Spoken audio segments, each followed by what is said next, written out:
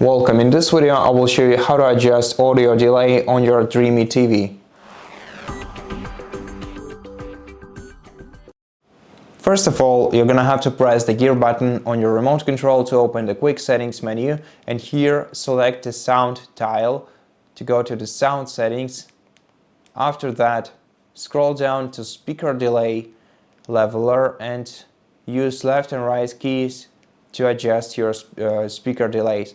Now, of course, it would be much more convenient for you to do with the audio playing in the background, or rather a movie or a TV show playing in the background, so you can adjust your speaker delay more dynamically and set it to the level that you need.